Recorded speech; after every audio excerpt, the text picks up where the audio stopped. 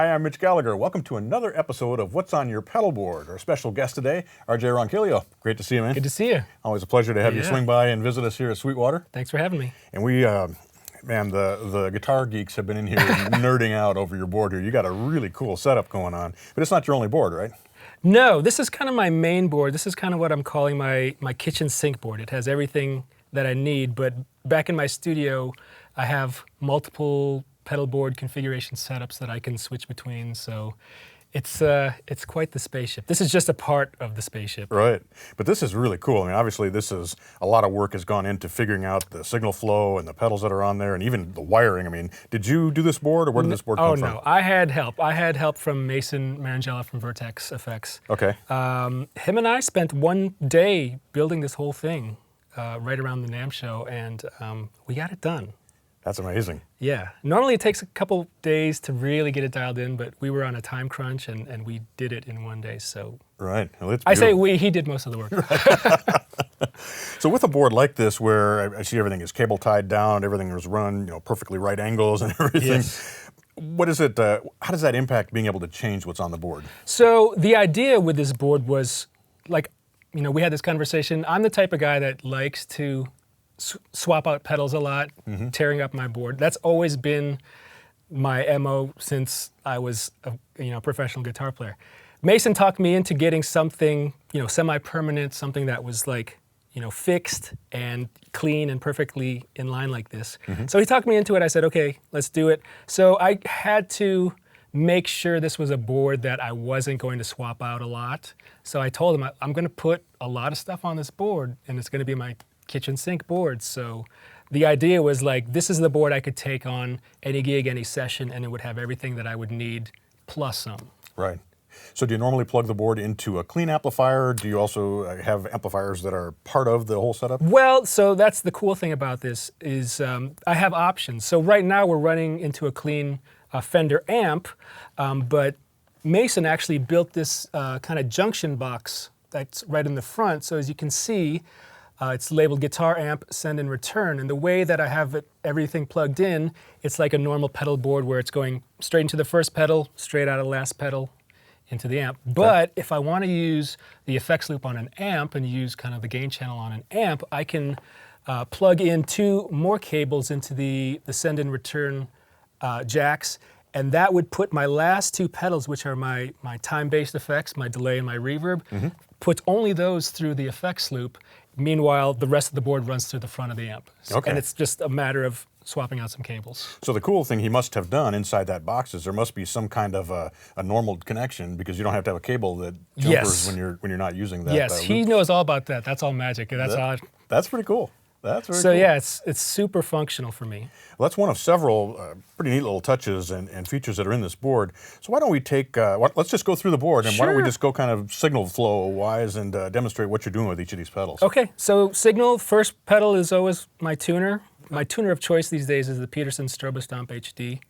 I don't think I could use another tuner after this. It's just, it works, it's accurate, the screen is big, it's bright, I can use it outside and I have no problems. Right. So that's the first pedal. Then it goes into this Digitech drop, which is kind of my secret tool that I use a lot in Nashville. So in Nashville, when you do session, well, mostly when you play live, a lot of times you have to bring a couple guitars. You might have to bring an E standard guitar. You might have to bring an E flat down tune, half step down guitar. Right. Sometimes you have to bring a baritone. And by using just this pedal, I can do all of that with one guitar. Okay. So right now, can I play? Yeah, please. So my guitar right now, just normal E standard, but if I switch on the drop pedal, instant baritone. Put on some slap delay. Now it doesn't work if you're hearing, my mic and you're hearing the strings on the guitar. Right. It kind of messes up with your brain, but when it's loud and you don't hear the actual strings.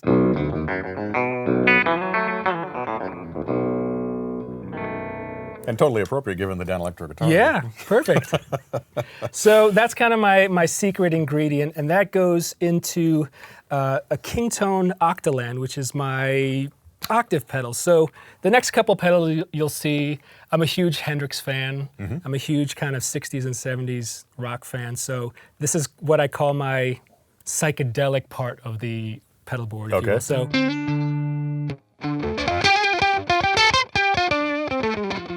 So this is just like a clean octave up, and a lot of times I'll pair it with a dirt pedal that you'll see coming up. Okay. So, and then it goes into two fuzz pedals. The first one being a Fuzz Bender Mark I, which is kind of a take on a Solo Sound Tone Bender Mark I. And I'm kind of a big Mick Ronson fan, you know, the Spiders from Mars type of Bowie era. So I had to have one on my board, and the silver box that you see on the very front of the board, that's actually a housing for a 9-volt battery. Ah, okay. So I like to run it off of a 9-volt, but since I didn't want to keep on tearing it up to replace the battery, what Mason did was he just built a box to house the battery, so whenever I need to replace it, I just unscrew one screw and switch it on and stuff. Brilliant. So do you have to unplug it then to keep the battery from going no. dead? So Espresso actually has a switch that he puts on to switch it off when I'm not using it. But there have been times where I forgot to switch it off, and it's been okay. Right. Right. It conserves battery life pretty good. Right. Brilliant. But it sounds.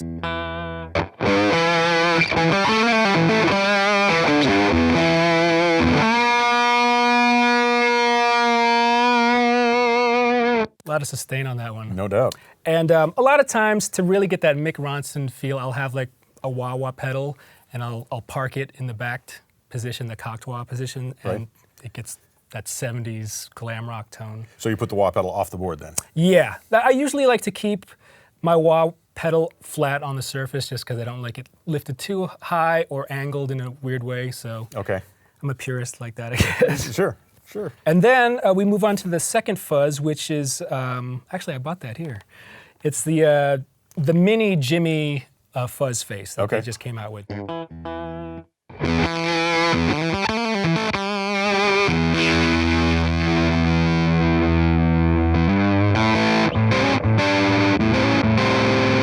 And it's cool because, so I'm kind of like, I've turned into a fuzz face connoisseur. I've recently bought and acquired maybe 10 fuzz faces or fuzz face style pedals. Sure. And the reason why I picked this one for this board was A, it's small, and B, there's an option to switch between silicon and germanium. So I like that feature. It's kind of, I have those options available. Right. So that's why I put it on this board. Okay. But that gives me that Jimi feel, you know, in the ballpark. So. Right. So is there sometimes with fuzzes like that and the Fuzzbender style pedals, you can have a problem if you put a buffer in front of those. Is there a buffer running in the tuner? There is actually, in the tuner, I believe, there's a buffer there. But because these are more modern-esque pedals, I haven't found any issues with them. Great. So they're reliable in that sense. And I believe the fuzz face pedal actually has a built-in buffer if you want to switch it on. I just keep it off though. Great, yeah. Next is my overdrives. This is the Love Pedal Chula, which is the Josh Smith signature kind of boost overdrive. Josh is a great guitar player, a friend of mine. And every time I would see him play, I'd be like, man, your tone is sounding great. Your tone is sounding so great. And he's like, man, that's just the Chula into the amp. So I'm like, all right, I gotta buy one. So it's, what I like about this pedal is that you can see there's only one knob, but it's actually specific voicing of, I believe it's the COT pedal that Josh used to use all the time. So it's kind of like stuck in the position that he always uses. It's got a preset. It's all preset, yeah. So, sorry. That's kind of, I guess, his home position, which is a great tone to drive any amp with. It has just that nice, right amount of gain and a nice little brightness to it, which I like. And then the other side is just another circuit of the same thing, but now you have a knob to tweak it a little bit. So you can go from here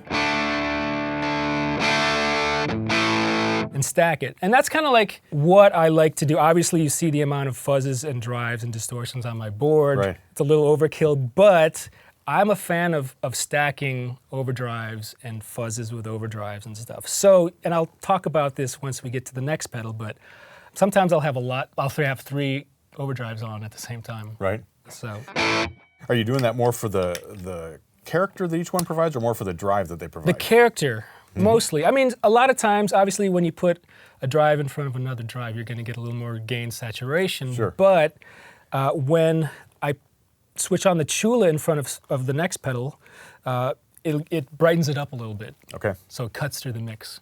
Got it. Okay. So the next pedal is a special one to me. So this is the Mythos Pedals Susmariosa pedal, which is my new signature pedal. Nice. That we released this year. Okay. And I have to explain the name because people are going to ask. But Susmariosa is a very typical exclamation that Filipinos use, mostly Filipino parents, when they're yelling at their children. Okay. So Susmariosa is it's 3 words in one. It's Jesus, Mary, Joseph. Okay. So it's basically a fast way of saying Jesus, Mary, Joseph. So because it's 3 words in one, it's kind of 3 effects in one, 3 different pedals in one. Okay. It's based around this overdrive, which I'm a big fan of his Herculean V2 overdrive, which is just a nice kind of low to medium gain overdrive. But I found myself using it a lot with a slap delay circuit. Kind of, not necessarily a rockabilly vibe, but the thing with slap delay for me, it gives the sound a little more character depending on how you set it. So I have the drive, and then I have a little bit of echo. Okay. Not too much.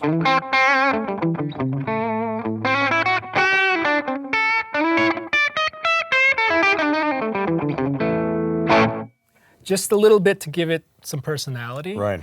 And you'll notice that there's only a single slider for mix because I set it for a slap delay echo, and that's kind of how I wanted people to use it. But if people want to use it for, say, like Pink Floyd-y type echo, there's actually 2 mini trim pots on the side that you can adjust with a small screwdriver. Okay. If you want to adjust the repeats, if you want to adjust, I think it's up to 420 milliseconds of time that you can have. Okay. So it'll ship with my settings, but you're more than welcome to like tweak it and stuff. So Right. it's a cool little pedal. And then there's also a boost circuit in the front. So it's a little bit of volume boost and a little tad bit of gain as well. That's a big sound. So this was actually off my board for the longest time because the idea of the pedal was a pedal that I just needed. I didn't need a whole board for. I could take this to a gig or whatever.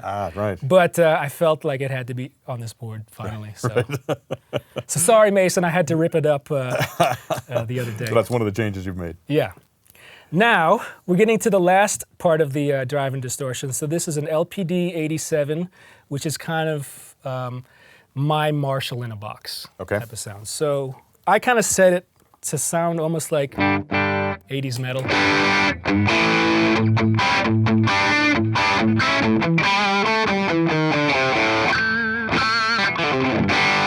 It's weird playing metal on a dead electro, but it works. So tracking back to my Susmariosa pedal, sometimes I'll pair it with the Chula. So I have multiple, I haven't counted it out, but I probably have like 7 or 8 levels of gain staging and I would think at least with all the different combinations. Yeah. Yeah. So I like the options. I like to have a lot of options, as you can see. So yeah, that's my my overdrive row, as I call it. So since you have the Marshall in a box, as you called it, a pedal, do you use the drives end to push that too to get more of a lead tone out of it? Sometimes. Well, the trick I do, if I want a little more sustain and lead tone, is I'll have that on, and then the pedal that I forgot to talk about is my compressor, which happens at the front of the Octaland. So I apologize. But I set my compressor So it's slight compression, just enough to give my signal a little more sustain. So instead of putting an overdrive in front of the distortion, I'll just hit the compressor.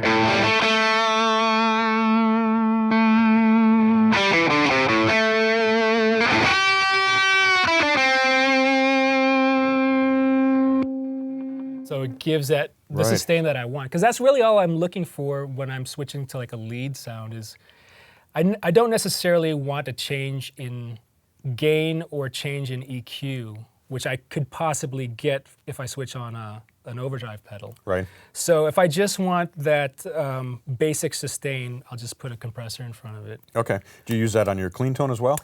Very rarely. Yeah. I exclusively use it just for my overdrive and distortion sound. Okay. And for those who are playing along at home, that's coming between the drop and the octaland? Yes, exactly. Drop, compressor, octaland. Okay. I missed it because it's on the second shelf. Yeah, right.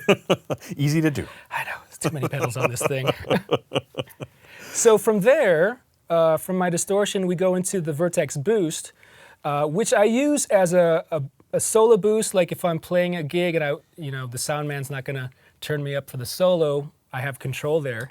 But also the cool thing about this is you can plug in just a basic expression pedal into it and it acts like a volume pedal. So I'm using a Roland DV5, which is just an expression pedal. There's no audio that runs through it, but the boost pedal is kind of a boost pedal plus a volume pedal. Okay. So if I have my delays on,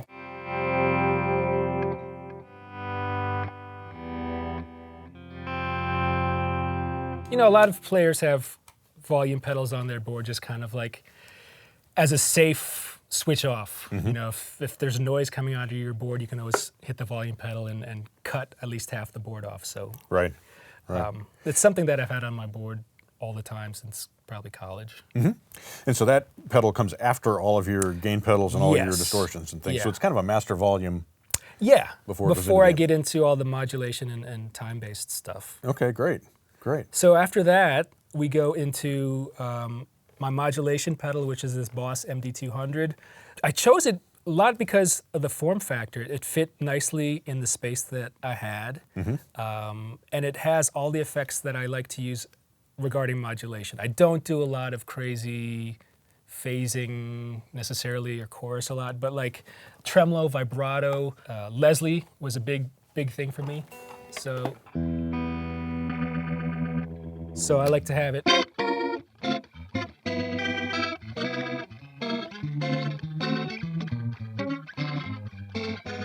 So Right. it just does the trick, and I like how I can access the knobs right there. Some mod pedals you kind of have to either use a smartphone or an app or something to get into it. Right. But for me, for something like this, I wanted the knobs that I could actually physically turn and tweak. Do you tend to leave it on one preset and then tweak it from there, or do you have different presets that you've set up for different things? Well, because this is a fairly new pedal, I haven't really dialed in presets. If I were to do a tour or something, yeah, I would definitely have presets.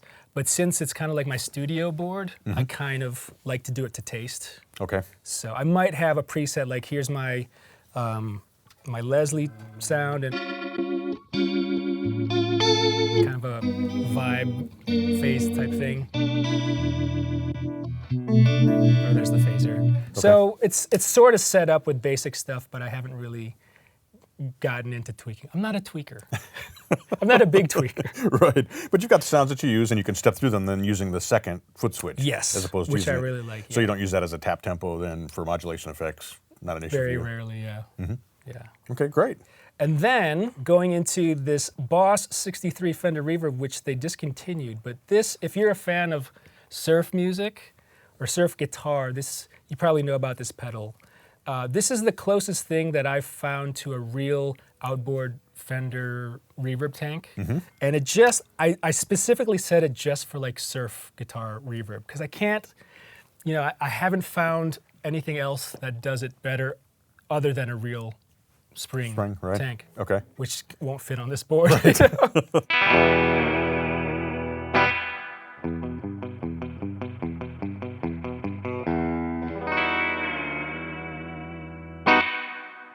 There's something about, like, you know, when you have the reverb going in front of the amp that has that surf drip, Right. what we call, you know? It's that percussiveness. Yeah, right. So that's really all I use it for. It's funny because people were asking me, well, you have another reverb on your board. Why don't you just use that? I'm like, it doesn't do the same thing, unfortunately. You know? Yeah, right. That's very specific, but man, it sounds so It authentic. had to go on my board because as much as I love surf music, it's funny, this board is kind of just like my personality on the board. I've got Hendrix, I've got, you know, rockabilly, I've got surf, I've got 80s metal. Right, yeah, you can cover it all. That's awesome. Yeah. That's awesome.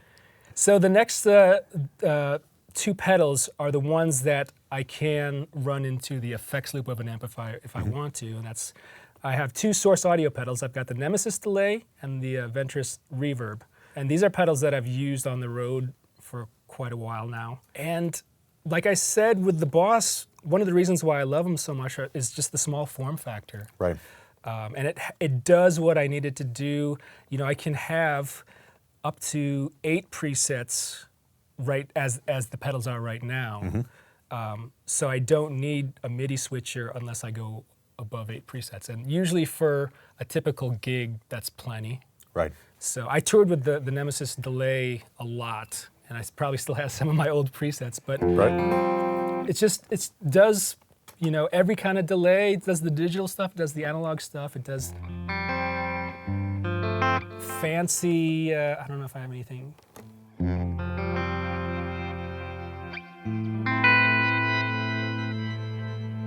You know, the ethereal stuff, which I don't do a lot of ethereal ambient stuff, but if I need to, it's there. It's there. And then the Ventris, which is kind of like, I'll usually, I mean, there's some fancy algorithms in there, but a lot of times I'll just keep it on a plate reverb to give it a little studio quality reverb depending on my setup. Right. So I think I have that on a preset somewhere. Just some basic ambience, you know? Even when I'm playing.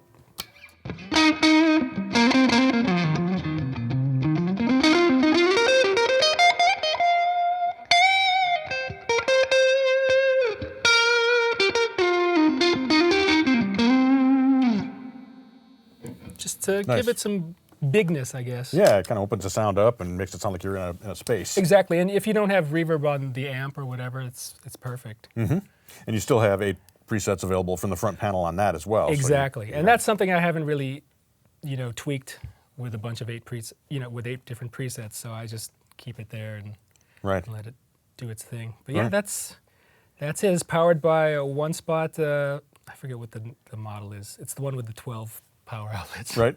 Okay. And I'm sure, as always, Mason did custom cables for everything. Yes, and wired all he up that cut way. everything to length. I helped a little bit. I think I soldered like 1 or 2 cables on this. There you board. go. But yeah, it's one of the quietest pedal boards that I've ever had, considering the amount of pedals and the amount of, you know, digital stuff that's on here. I must have been doing something wrong when I was building my pedal board. So this is it's working great, and it's super convenient. That's awesome. Man, thanks for giving us a tour of what's happening here. There's a lot happening here, but I love the nice touches like the battery box and the interface box and the way you've got things set up to where you can cascade all your pedals together. Really gives a lot of versatility like you were talking about. You can go specifically stylistically, or if you need to just drop into something quick. Yes. There's probably a way to find it with everything you have here. Yeah, it's not overly complicated for me where I'm hunting for these, you know, I'm tap dancing. Like I kind of know where everything is, and I know if there's a sound in my head, I know exactly what to switch on pretty quickly. So it's just the right amount of pedals for me. There you go, and it covers everything. Yeah. Awesome, man. Thanks so much. Thank you. Always great to see you. Thanks too. for dropping by. It's a very impressive board. I'm envious. Thank you. Come back soon. I will. All right. And thanks for joining us for What's on Your Pedal Board. I'm Mitch Gallagher from Sweetwater.